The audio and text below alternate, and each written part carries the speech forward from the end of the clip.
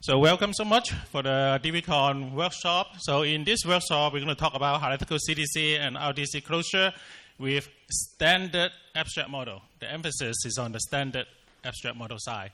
So this is what Accellera CDC working group has been working on for a while. So we have support from many companies, including NVIDIA. I'm Peng from NVIDIA, and then we also have Marvell, Siemens, Intel, Synopsys, Blue Pearl Software, Renesas, and ASIC as well. At the same time, we also welcome new members to join. So if you're interested, you can go to the Accellera website and then sign up. And we have multiple working groups, and we're going to talk about those working groups in the workshop, and then you can pick the one you're interested in. Before we start, I want to introduce some of the speakers today. We have presenters from both the design company side and also from the EDA vendor side. On the design company side, we have Demi Orope, and he is from Intel. He has been leading quality and innovation and has been working in CDC and RDC for over 20 years. I've been working with Demi for more than 10 years, and we are working hard to make this happen. And at the same time, we have Kanthri Pramathi. He's a design engineer at Renesas, working on design verification, CDC and RDC. On the EDA vendor side, we have Bill Gascon from Blue Pearl, and he deliver technical trainings, and previously he was at Magma and LSI Logics. And we also have Farhad Ahmed, principal product engineers at Siemens EDA, and he has worked at Synopsys and Cadence and Ansys before. And then finally, we have Anupam Bashir. He leads Ansys for register automation and iSpec AI for automating instruction generations. Now, before we start, I would like to acknowledge some of the hard work from our teams in Europe. So our earlier version of this presentation was put together by our team in Europe, including people from France, Germany, and the rest of the world. So they have presented an earlier version in DVCon Europe, and we just be using it over here. So I want to acknowledge some of the author. Now, for today's presentation, we are dividing it up into two parts. So the first part, we are going to give a very quick introduction of the CDC and RDC problems, and we go through some of the important topics so that everyone is on the same page. And then in the second half, we're going to have each of the Accellera team members who are working in the subgroup to bring us up to date on the latest development and also some of the heated discussions in some of the subgroups. So first of all, let us welcome Bill. So CDCs, or clock domain crossings, concern the transfer of data using clocks that are asynchronous to one another. And as part of the training sub-working group, we wanted to make sure that any discussions of CDCs and RDCs always begin with everyone on the same page. So I want to spend a few minutes talking about those topics. Okay, so synchronous clocks have the same source, and they have an easily established timing relationship. In short, the paths between synchronous clocks, static timing analysis works, so there's no need for heroic measures to ensure that they function properly. Asynchronous clocks, on the other hand, come from different sources, or they have a timing relationship that's difficult to establish. So two sources, even with the same spec, should be treated as asynchronous, since different sources are going to have different error bars. They're going to drift with respect to one another. Another example of that, of asynchronous on the borderline, would be two clocks from the same source, but one of them is divided by 10 and the other is divided by 9, or something like that. So they would have a very difficult relationship to establish. So static timing analysis might not work properly in such a case. And lastly, we are talking about designs that have multiple clocks, not any sort of clockless design. I like to think of this as CDCs they're going to cause a timing violation, and I like to think of the timing violations as the toss of a coin. And this is a very apt analogy because there are actually three possible outcomes to tossing a coin. Most of us are familiar with heads and tails, but if you toss the coin millions of times, eventually you're going to have one stick the landing. Okay, nobody's ever seen one stick the landing, but I'm sure we've all seen a coin spin on the edge until it eventually decides to fall one way or the other, right? And if we're going to toss this coin millions of times, we don't have time to wait for it to fall one way or the other. We're on a clock here. As a matter of fact, all we can do is wait one clock cycle. And that really is the definition of metastability, something that is standing on the edge or spinning on the edge or not resolving the flip-flop to a 1 or a 0 for more than one clock cycle.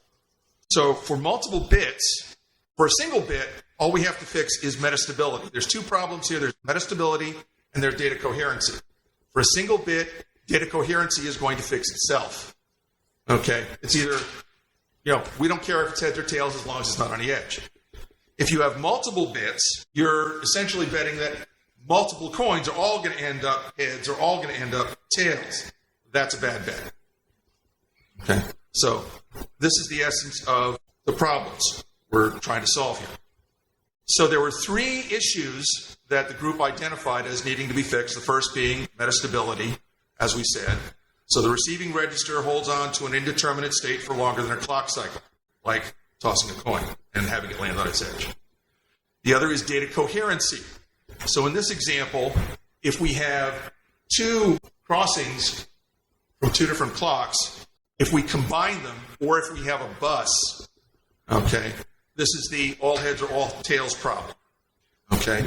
So by coincidence, each bit is going to match cycle n or cycle n plus 1, but the result is actually random. That's an important point to keep in mind. So for multiple bits, random but stable isn't good enough. We have to have them all in sync with one another, so something a little more involved is going to be necessary for solution.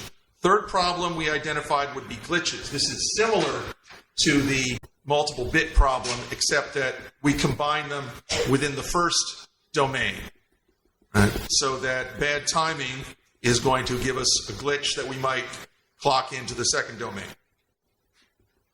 So the easiest way to synchronize two things that we're all familiar with is just adding a second register. So technically it's still possible for something to pass through two registers, but the probability, right, instead of being 1 over p becomes 1 over p squared. So this is good enough for most purposes.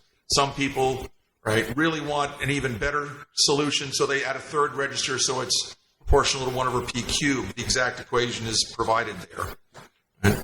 And the likelihood of the failure increases with frequency, but it still remains quite low with two registers. And again, the result is still random. It will happen to match cycle n or cycle n plus 1 by coincidence.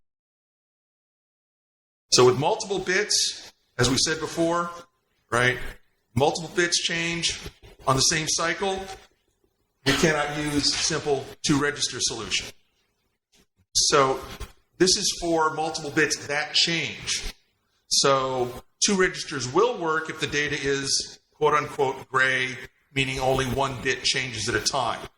So if you can guarantee that the data, there's only one bit changing at a time, two registers works fine. Otherwise, you need something a little more heroic. Those other heroic solutions might look like CDC control or a handshake protocol, or what most FPGA designers like to do is you put in a FIFO. Now, there's another timing parameter that's important for data registers in addition to setup and hold, and that is recovery time. Now, recovery time is the time between the inactive edge, you're coming out of setup and hold before you can clock it. So violating this recovery time is no different than violating setup and hold. You're going to get a random result or metastability. It is possible to synchronize only on the asynchronous edge, right? So you can let the active edge fall wherever it may in the timing cycle. That's not going to matter because you're resetting everything anyway. But your problem is coming out of reset mode. You can synchronize that, and for this problem, there is a static solution. So we can do static analysis on this and make sure our designs are correct that way. The other issue that we're going to address later is RDC. This has to do with the assertion of reset, whereas the previous slide had to do with deassertion of reset. RDC problems have to do with the assertion of the reset mode. And this happens when your problem is we've got something with reset going into something that without reset, or something with reset going to something with a different reset. This is where we get our RDC reset domain crossing issues. And again, this has to do with the active edge going between reset areas and not with just one reset. So those are the basics. And then to talk about setup and constraints, we have Kranti Parmathi of Renaissance. So I'm Kranti, I work for Renaissance, and today I'll be talking about CDC setup and constraints. A little bit of introduction to how we approach verification of CDC problems and what kind of input requirements are needed to provide, and what kind of challenges that we usually come across. So for any CDC or RDC verification flow, we have to provide a minimum requirement of inputs, which are basically RTL, the compilation of RTL, and this compilation of RTL is dependent on different kinds of parameters or constraints, which we should be providing to the CDC tool as well. The setup for a CDC environment is not just basically the timing requirements or SDC related constraints that we provide usually. So we have to provide more details like clock resets, as well as any configuration signals, input requirements, whatever constants may be, whatever constants we have. However, this configuration signal is going to set it into a different mode. We may have something for a test mode, we may have something for a diagnostic mode, let's say. And all of this are required to be provided so that we'll have a decent CDC analysis without a lot of false negative or false positives. Beyond this, we can also perform dynamic verification on the crossing paths, as well as we can also use formal tools to actually figure out the capabilities of a particular CDC crossing. The setup constraints that we should be providing: clocks, resets, any IO constraints again. If there are any black boxes that need to be provided, let's say, so that we do correct analysis on that particular path. Providing just SDC constraints again is a little bit problematic for CDC, because we never know if all the constraints that are in a CDC are also exactly same for a particular CDC or RDC crossing.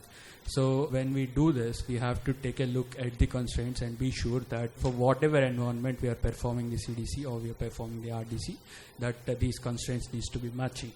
More than this, whatever we provide in an SDC, we may need to provide additional information for CDC or RDC, like pseudostatic signals. The definition of pseudostatic still scares me. We have exclusive signals or gray-coded signals. All design houses have their own custom synchronizer solutions. Based on theory, we may have some, but you know how it is, like all designers like to try variations, and these variations sometimes result in issues, mostly to EDA vendors on how to do that. But other than that, mostly to us, because we are going to, at the end of the day, sell a product, and that should not be coming back with an issue like this. Again, if we have any false paths, which are again not exactly the timing false paths from an STA perspective, which we provide through SDC, but these are false paths through CDC perspective. For example, we have a configuration signal which is effectively gating a set of inputs. Those can be ignored. Those are false paths as far as the CDC is concerned. If we can constrain the design properly based on that, then we will have a better CDC or RDC analysis coming our way. Next, we can talk about some challenges that we face. First, related to design parameters. This is an elaboration or compilation time issue. So once we start to compile our RTL, there is a set of data that is sent into the database that the whatever CDC tool we are using is going to use to match with the constraints for us. So depending on these design parameters or design modes or the whatever performance parameters that we are providing, the CDC challenges may change. Most of the times, all these parameters affect CDC, RDC. Some of the parameters may or may not affect CDC. For example, here we mentioned data width, address width, and FIFO depth or RAM size for an asynchronous FIFO. It's not that we are saying that it won't affect CDC, but it may not, depending on circumstances. For example, the case of a FIFO depth, it completely depends on the source and destination clock frequencies and their ratios.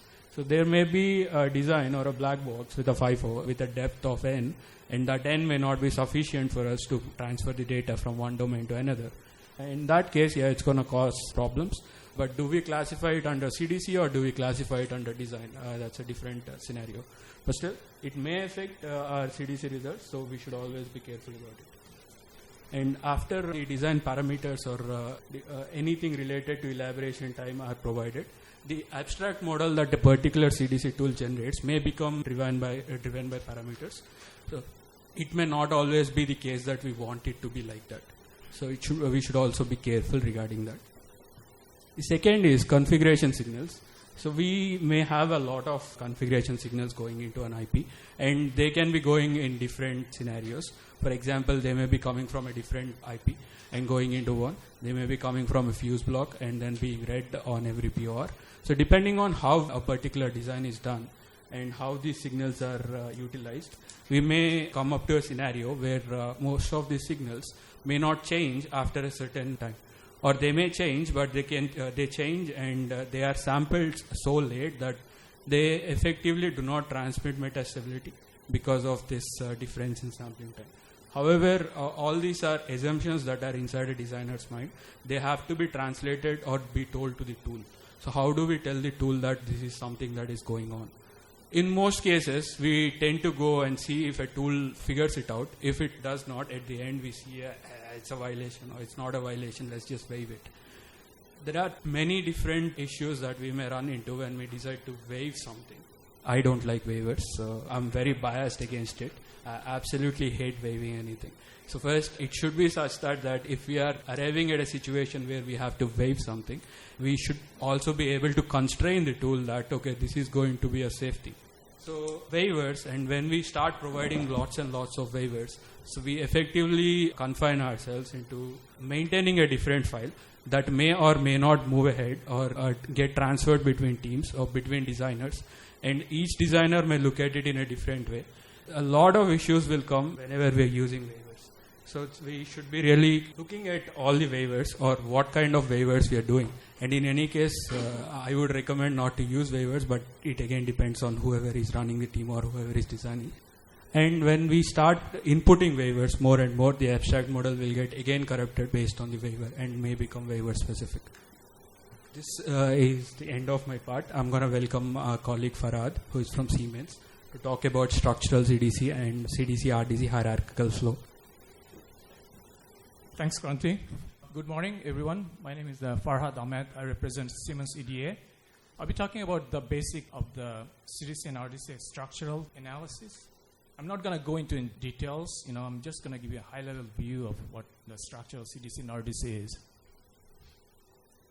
So these are the kind of the standard, the mostly used synchronization schemes that you can find in the designs of engineers use these days. So I'm going to go over all of these one by one. The first one is the famous double flop synchronizer, where you have the two back-to-back flop in the receive domain, and the signal comes from the transmit domain and gets synchronized on the receive domain. So this is kind of the most simple synchronization scheme that engineers use in their design. The next one is the MUX synchronizer, and here you can see that the select pin of the MUX is controlling the data crossing from the transmit domain to the receive domain. And one requirement is that the select pin has to be generated from the transmit domain and then has to go through the synchronization scheme, like double flop as you can see on the picture, and then goes to the select pin of the MUX. The next one is the handshake synchronizer, which is like having the data transfer between, again, from the transmit domain to the receive domain. And it's controlled by signals called request and acknowledge. So to do the seamless transfer, not violating any synchronization problems, you control the request and the ACK signals through a synchronization scheme. So they have to be, direct has to be synchronized on the receive domain, and acknowledge signal has to be synchronized on the transmit domain. The last one is the FIFO synchronizer, which is also being used widely by the design engineers. Here, the control transfer happens between the input side of the FIFO to the output side through the read-write pointers, which control all the, the data crossings. In a previous slide, I mentioned about the double flop synchronizer, but what happened is that a lot of time the design houses, they create their own custom double flop synchronizer cell. These are done mainly because for the optimization purposes, so they can control the timings and all those things. Kranti mentioned a little bit about touched upon some of the configuration settings. So this is done for in structural analysis, CDC analysis. This configuration setup being done to speed up the CDC analysis as well as to reduce the violations. Some of the configuration signals are like constant or static, mutually exclusive, those kind of things. But one thing you have to be very careful about using these configuration signals is to make sure that they don't mask your actual violations. If you try to overdo using all these things, it may actually mask your actual CDC violations, and that may cause you chief failure later on. So talk a little bit about some of these configuration signals, like for constant. You can define a constant on an input port or an internal signal. It's basically define the constant on signals which are like, that from your experience in the design or familiar with the design that signal not going to change. There is a constant. So you can define those signals as a constant because there is no CDC crossing going to happen if the signal does not change. The next one is the static declaration. There are a lot of times in your design you have all these signals or registers which change but very often, like for example the configuration registers. So those registers usually happens during the reset time and then they stay static, they don't change. So again, you can define those signals as a static signal and this will not impact the CDC crossings. So as a result, this will help the tool to speed up the CDC analysis and reduce the runtime. There are other constraints where we can specify the set of signals as a mutually exclusive. These are actually, again, based on your knowledge of the design. You can define those. So these are done to avoid any kind of convergence issues in the design or violations. As the designs are getting larger and bigger and complex, right? These days it's pretty common for any design project to import an external IP or an IP from a different team in the company.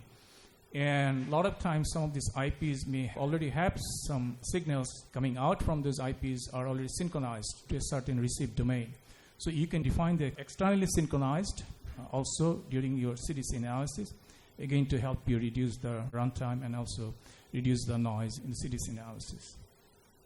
Like CDC, we also have problems these days with the reset crossings. So there are two kinds of reset problems you may face during your reset analysis. The first one is the one for what happens if you have an asynchronous reset in the design, and during the deassertion, if your reset is not synchronized to the receive domain, you're going to get metastability problem on the receiving flop. On the other hand, when the assertion happens to your reset, that also causes problems because if you have different resets going from the TX side to the RX side, driving the receive flops from two different asynchronous resets, and during the assertion, you may have metastability problems. The way the designers resolve this thing in their RDC analysis is to define the reset order between those different resets. So that concludes the basic structural CDC RDC. So I'm going to go into the hierarchical CDC RDC. Why is that need for this hierarchical CDC RDC, right? The reason is that we know the designs are getting larger and larger. The clock domains and reset domain schemes are becoming more complex. So doing the flat CDC RDC analysis is becoming almost impossible to do in a reasonable time. So what the hierarchical flow does is that you can divide up your design into multiple subblocks and you run your CDC RDC analysis on those subblocks at the IP level or at the subblock level. And then you create some abstract model which will have the boundary conditions. And then you can take those abstract model at the SOC level and run your analysis. So this will make your engineers' life much easier and they'll be able to complete their CDC RDC analysis in a reasonable time. But this methodology comes with its own problems. One is that, if, for example, if you have an IP you're getting from third-party vendor, you have to make sure that you get the abstract model for that particular IP that you can use. The other problem is the compatibility issues. Like, for example, if this model is generated, abstract model of an IP or the subblock is generated from one EDA vendor tool, and if you're running your SOC on a different EDA vendor tool, then you'll not be able to use that particular abstract model. This is kind of a simple, high-level flow chart for how the hierarchical flow works. As I mentioned, you run your IP levels, CDC RDC analysis, and you generate the abstract model, and then you take those abstract model at the SOC level and run your full chip analysis. This is a flow view of the thing I just mentioned before. Here you can see that all these blocks have been verified with the CDC RDC analysis at the IP level, and then you take it to the SOC level. This flow is still much better than the black boxing, so I still recommend that you look into these options for hierarchical analysis. But one I mentioned before, the challenge is that if these abstract models come from different tools, different EDA vendor tools, and obviously you'll not be able to use those at the SOC level. And that is the thing that we are trying to address in this CDC working group, where we're trying to come up with one format that all the EDA vendor tools can generate so they can be used between those EDA tools. This will make the user life much easier, and they don't have to worry about whether they're going to get any kind of abstract model from any other vendor or from another team. They'll be able to seamlessly use those abstract model for their SOC run, irrespective of the tools they're going to run on this abstract model. Okay, that concludes my presentation. I'm just going to ask Anupam Bakshi to come and present his assertion section. CDC assertions. So you saw Kranti mention and also Farhad mention how the structural CDC checks can be done. But good as they are, structural CDC checks are not enough to guarantee all types of domain crossings. They have limitations, and these limitations can be covered with assertions that can be generated from the CDC collateral. And then those assertions can be used for formal as well as dynamic verification. So the goal of assertions sub-working group is to create system Verilog assertions from the constraints and rules. These rules and constraints can be specified for a fully white box design or at the boundaries of the black box IP like Farhad was showing. Here is an example of a constraint that affects the structural checks. Basically, when the configuration signal is low, then it's a normal synchronous design. And when it is set to 1, then it's an asynchronous design. So constraints of a block can be used to assume the working conditions of a block. Constraints are user-specified. If the CDC RDC collateral generated for a block has enough information relating to a constraint, assertions can be generated to verify that the crossing will successfully take place. So here is an example of a constraint that is covered into an assumption. Basically, the constraint is just that the signal is a constant, and from that you can easily generate a constraint, which is just saying that select takes on the value specified in the constraint. Here's another example where a constraint which says these signals are mutually exclusive, you can convert that into an SVA, ensures that there is no reconvergence glitches that are happening at the CDC boundary. On the rules-based side, the CDC paths are not covered by the static timing analysis. Assertions generated for these rules help with the holes that the STA leaves. So with the assertions, you can cover those holes. So for example, in this single bit data crossing, data needs to be stable while crossing the domain. So the assertion kind of ensures that it's stable for num clock cycles -1, 2 in this case. Another example is this time multi-bits of data crossing through a recirculation multiplexer. Here a sample property is that when source data changes, the CDC control must be disabling the crossing for enough time to not cause metastability. So you can see the assertion is appropriately created. So ultimately, the assertion subworking group, this is the flow that the subworking group envisions. So structural checks requiring the RTL and the block constraints, and any other constraints like power constraints, if available, they're all fed into the tool. And from the structural checks, a collateral of all the data crossing within the IP can be extracted. And in addition to that, you specify the constraints, and then that would generate the constraint assertions. And also, from the collateral, you can generate the protocol assertions. And these can be fed into formal and then for simulation.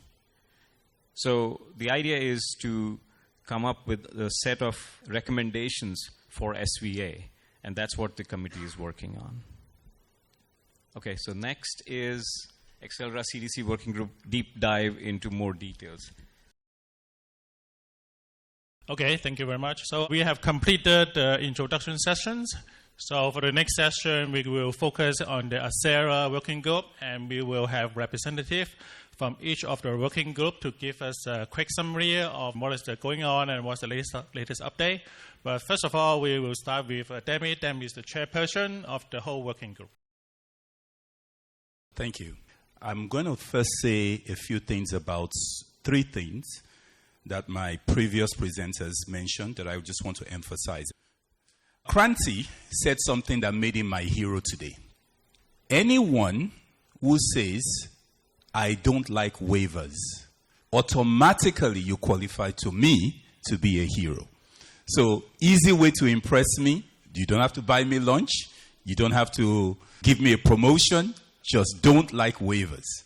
All right, you might laugh, but when I get to the third part, you'll understand why. Second thing is Fahad showed 4 different synchronization schemes. Obviously, there are more than 4, and there are variations. There's all sorts of things you can do. One thing that I think most people don't realize is, what if there is a bug in my synchronization scheme? I have an async FIFO. I connect everything on the periphery as I'm supposed to, but I did not know that they introduced an inversion in the clock network of the thing I'm depending on. And so, please never leave and think CDC is just using the right plug and play. The plug and play you're using has to be verified. Okay? And then the third thing, I believe it was Anupam that was talking about the SVAs, the verification. So there are many things in CDC that a structural analysis cannot completely prove. Okay? So, like all things in life, you got to use tools from different toolboxes in order to complete your design. And so, if I give you a block, and the block I introduced one single CDC crossing, an error. The block runs on one tool, whatever tool you like. How long would it take you to find the violation? Pre-silicon, using the tool of your choice. It could be as little as a few hours, to a few days, to a few weeks. Okay. That same bug, let us not find it pre-silicon. Silicon comes back. Because it's a probability of failure. How long, the same bug that we could have found in a few hours or a few days or a few weeks, pre-silicon. We didn't find it pre-silicon. Silicon comes back because the probability of failure.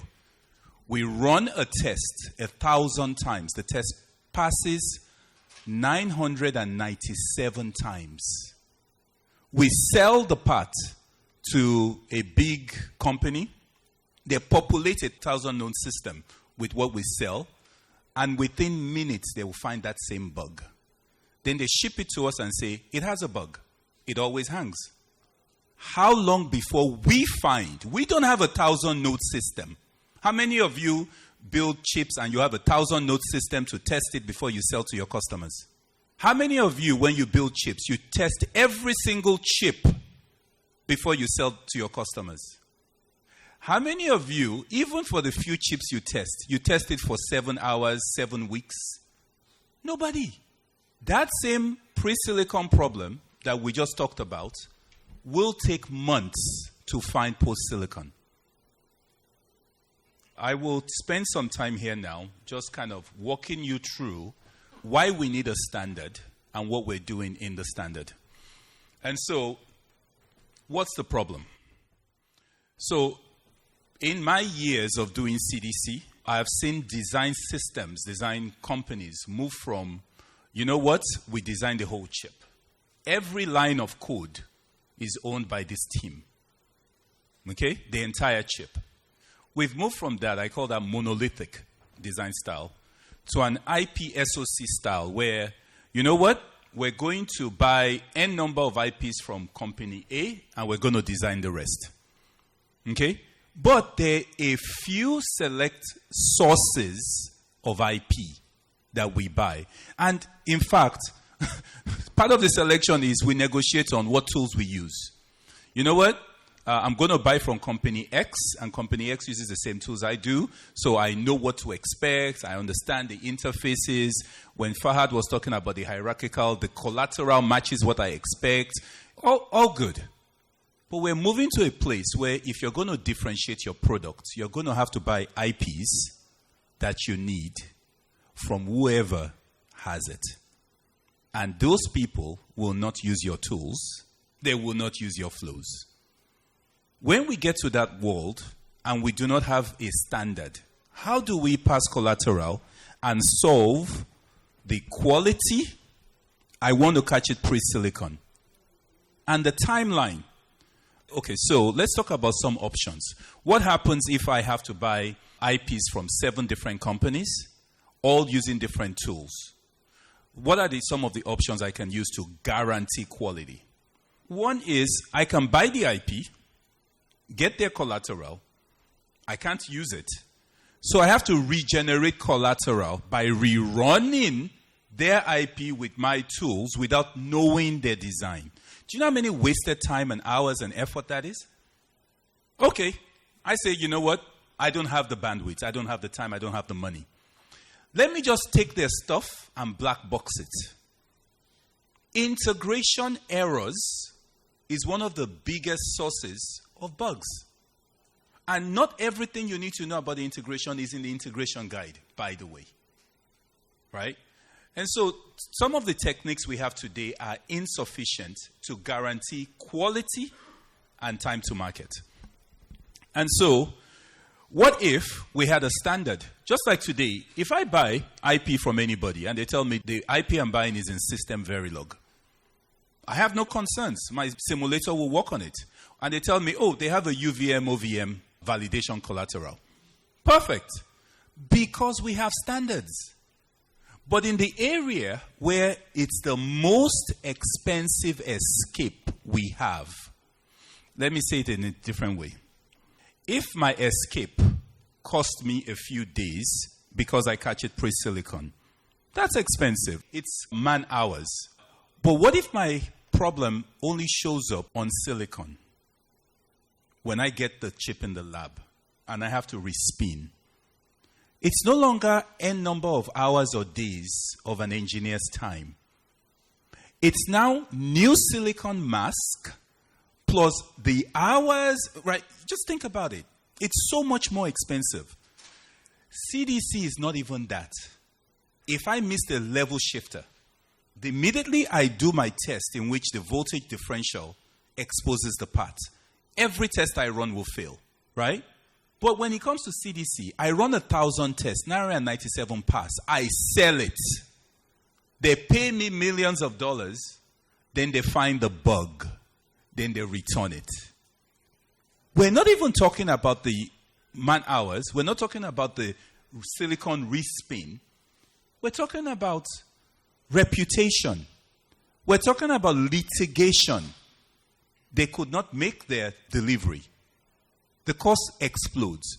So if we're buying IPs from different people, and when it comes to simulation and validation collateral, we have standards.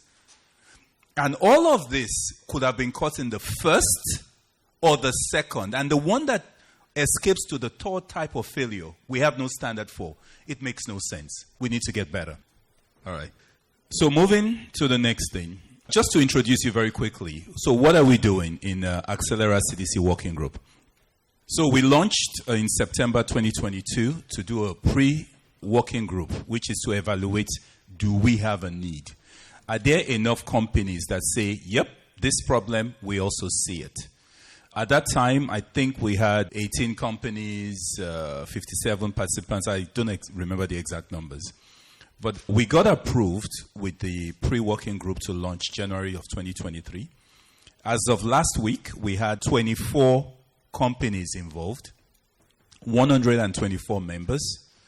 We have 5 active subgroups, and each of the subgroups will present in this session so that you have an idea.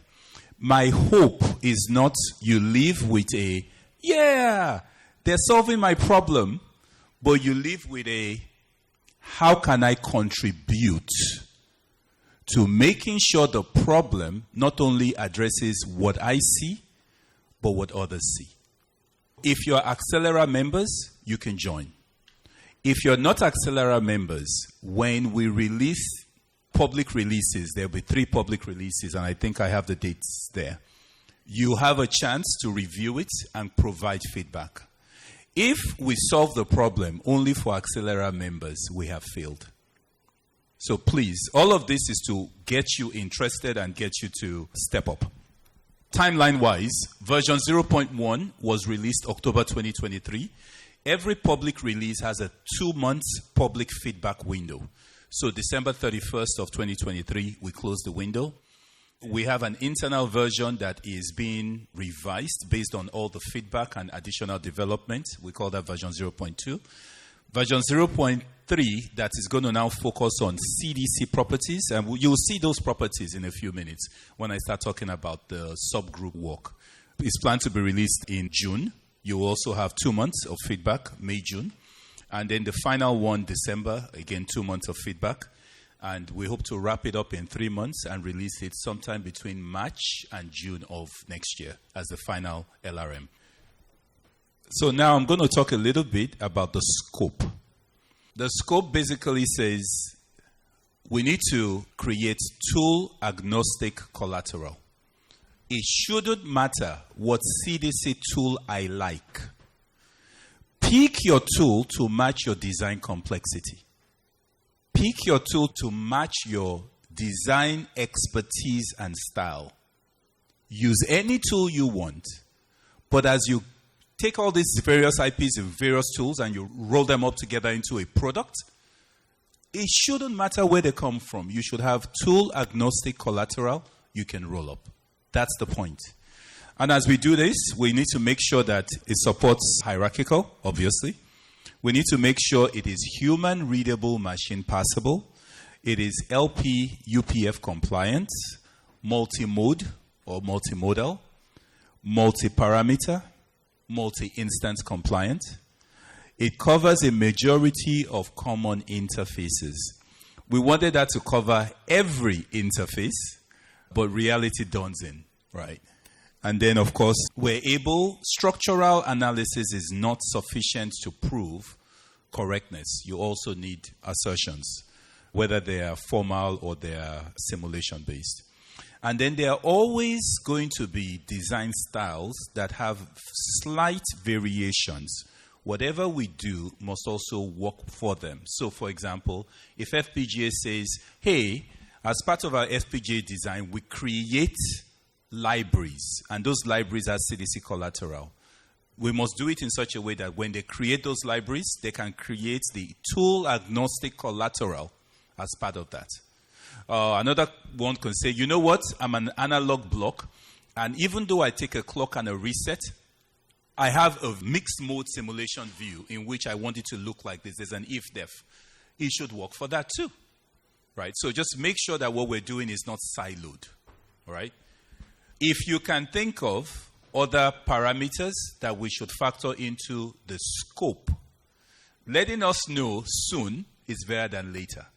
One of the biggest compliments I got about what we're doing in the CDC working group, I actually got it today, was how inclusive we have been in getting feedback and responding to it. So please, if we leave here with 20 more things to do, it's 20 more things to do this year as opposed to finding out 20 reasons why people don't want to use it next year. So all good. At this point, I'm going to transition from the intro of what the working group was trying to do to a specific subgroup. So I'm going to start with the output collateral. I'm going to share a little bit. It's supposed to be a teaser. If I don't share enough, it's intentional. Okay?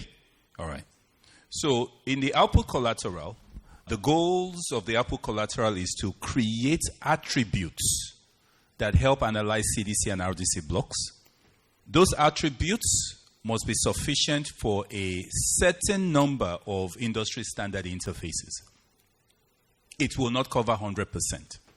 And to recognize and identify the limitations of these attributes and to make sure that the standard provides either extensions or ways that you can extend the standard to support customization. So it won't cover everything, but what we don't cover, we let you know. And we show you ways that you can customize it and improve it. So this is the output collateral. Whatever collateral is going to be interoperable, what does it need to have? So this is our table of CDC-focused collateral. As I said, it's a teaser. So I will let you scan and look for your favorite word, read the line with your favorite word, and then join the CDC working group to provide feedback on your favorite word. Sounds good? As you can see, we cover things like parameters, ports, clocks, resets, all the fun stuff. But, of course, there's always room for improvement. Again, this is our version 0.1, and so it's in development. We love to have more people. I wanted to say something about inviting you guys to join the work group. It's unfortunate to say that even though we have 124 members, can anyone here guess the percentage of our members that join any subgroup or any meetings? We have about 40%. Attend. I didn't say contribute. Okay?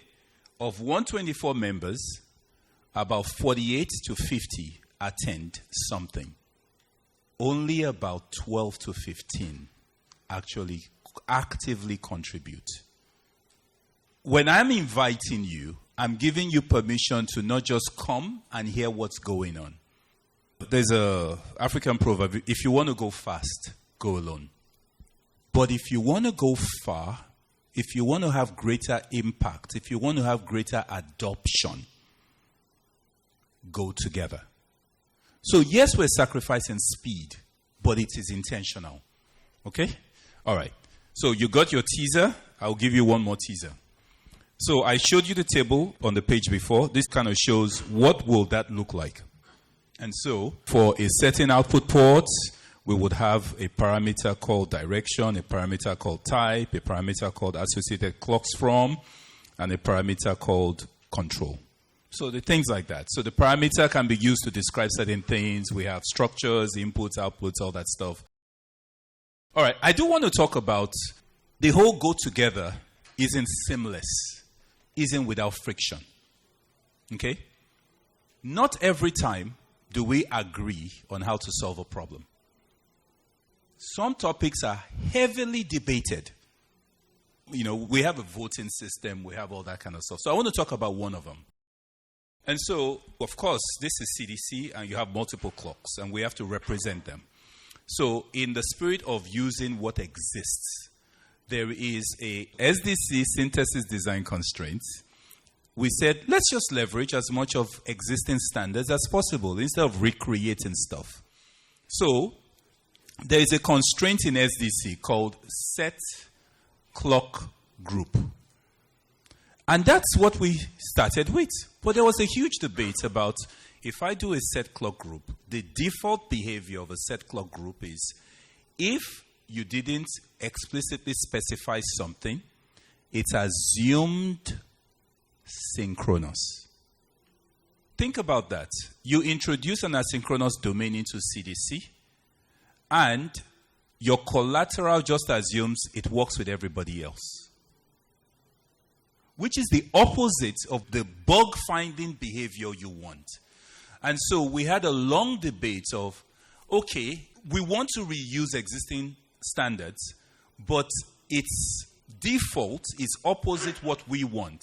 So first we try to enhance it and say, how can we take the existing standard and put a switch that makes it behave the way we want? And we went back and forth and back and forth and back and forth. And eventually we agreed is a strong word. Eventually we ended up with a definition I want to share with you.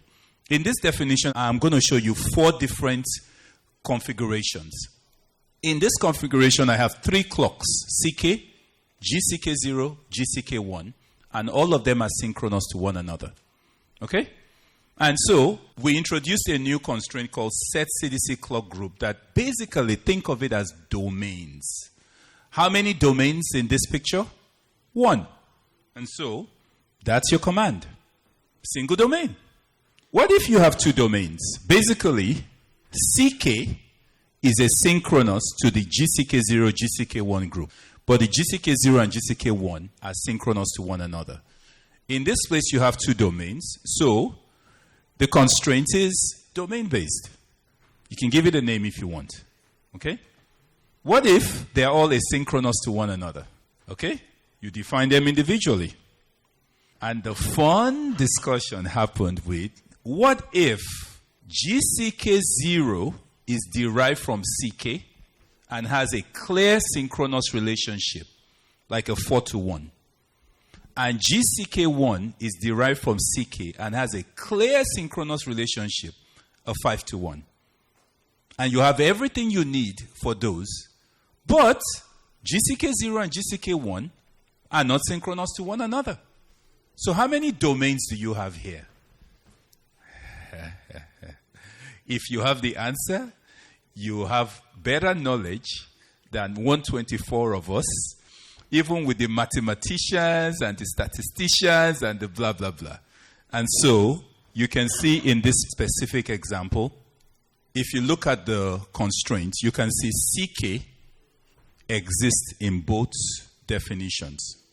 And so it's a weird one. So we look at all these things, we have our debates. Please don't get me wrong. Don't leave this place saying it is problem-free. If you look at what we're doing and you say, you guys got it wrong, or you look at what you're doing and you say, there's additional things to consider, you are the person that mustn't leave this room without joining. Okay? I will be, at the end of this, I'll be at the back, and I'll be encouraging sign-ups. All right? Thank you very much. At this point, I'm going to pass on the mic to Anupam to talk about the format subgroup.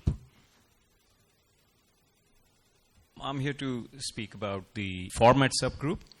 And so basically, the format sub working group had the difficult job of finding a DSL to capture the attributes required by input, output, assertion, and all other subgroups. Secondly, to ensure that the CDC design intent is captured with high fidelity.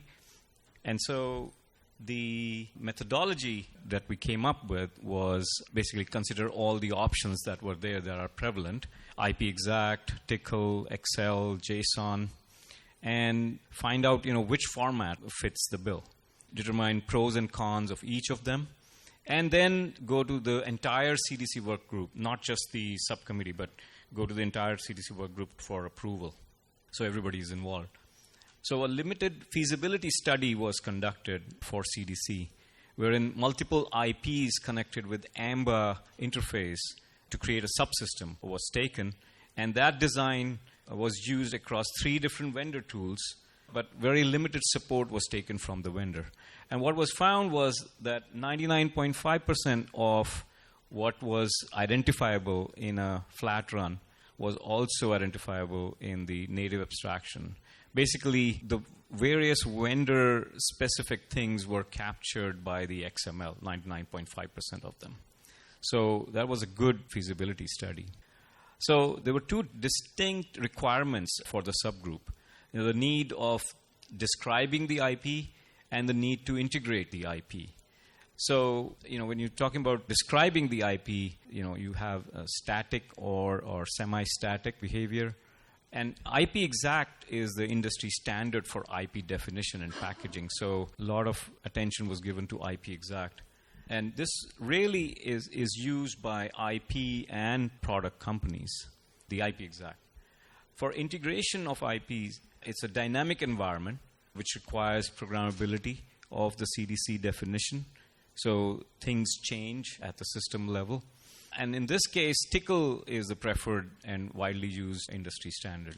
And this is usually used by product and EDA companies. So there was a clear push towards TICL, whereas for describing IPs, it was IP exact. And so we consider both IP exact versus TICL. And so, like I said, IP exact is perfect for static representation where not much variability happens, there's no programmability, and useful for IP delivery and SoC integration. And TICL handles dynamic and conditional CDC scenarios better. And EDA companies currently, those in this domain, support TICL. And the human readability also is an issue. IP exact, it's really hard to understand and read, whereas TICL is very easy on the eyes. Well, I think both of them were put to the CDC working group as a whole.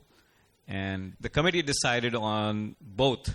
So currently, the sub-working group is working on API commands for TICL, as well as a schema representation for IP exact. This would cater to both IP group and the integration team as well. I mean, look, we couldn't choose Verilog versus VHDL. They're still existing, right? So you can't expect this. And also IP exact versus system RDL. So it's okay to have multiple representation.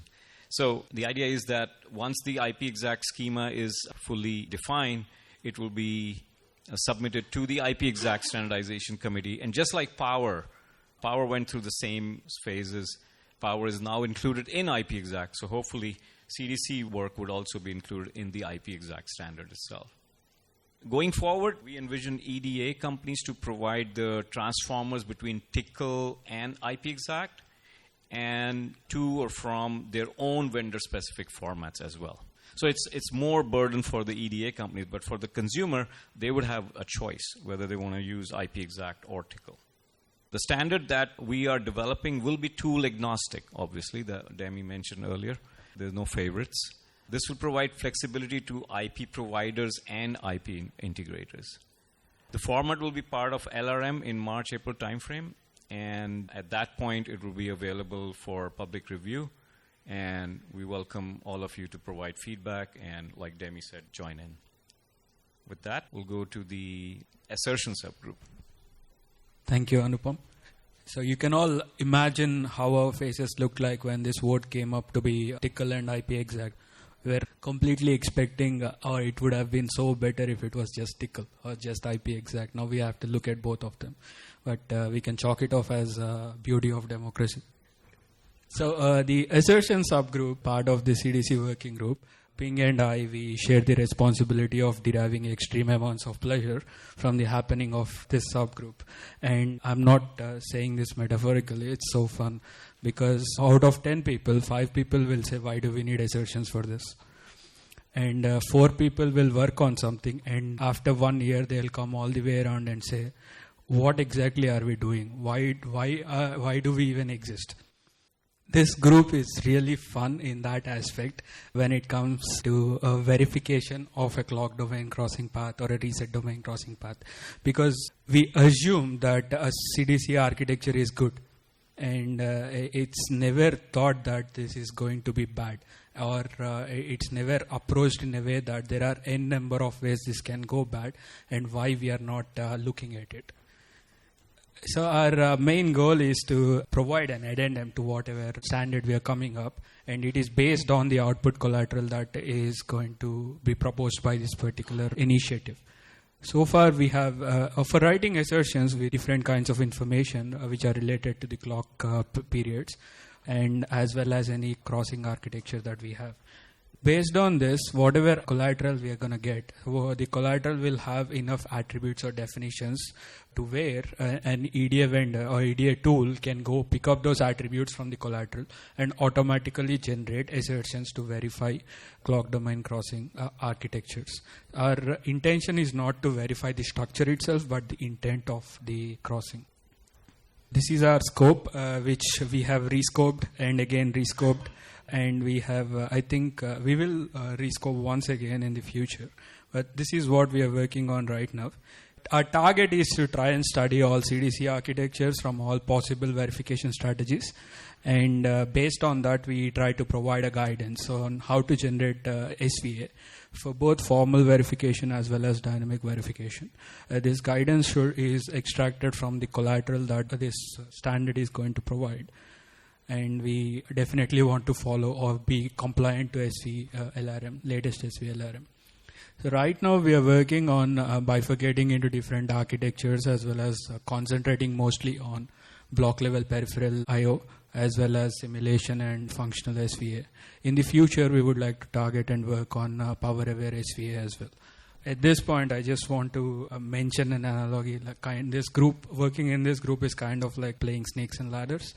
We go up a ladder, we have a first snake who says, why are you looking at it like this? We don't want this information. And say, okay, we go over that, we go to the top row, and then we have a different snake. Because you see a CDC scheme, you know that you have all this information, but black box everything and you have no information. That's a different story to think about. Our target is basically to look at all these scenarios where we have glue logic level to black box to black box, or purely white box. The reason why we look at white box is also because when we know the entire architecture, we can come out and bring a subset and then develop requirements for our black box level whenever we are changing collateral. Our target again is to provide tool agnostic collateral, and so that we can integrate different IPs which are verified by different tools. So that is where we are at. I would ask you to please come and join, help us contribute to the standard, and please be part of it. With this, I give to our next group, which is testing subgroup, to Fahad. Thanks, Kranti. The charter of this testing subgroup is, we started with the kind of a grandiose plan, but then we kind of a smaller, because we ran into a lot of issues there. So the goal is to create some, the basic test cases that as part of this testing group we're going to create. And we are waiting for the final format LRM to be completed. So we're going to look into the LRM. We're going to create some small test cases. And we plan to share those with the EDA vendors. Then we're going to ask them to do this kind of first level kind of testing based on these test cases. The extensive test cases testing would be done by the EDA vendor individually. We're not going to have interfering into that. The other thing we're going to try is to work as a conduit between the EDA vendors. So I'm going to go into more details in the next slide.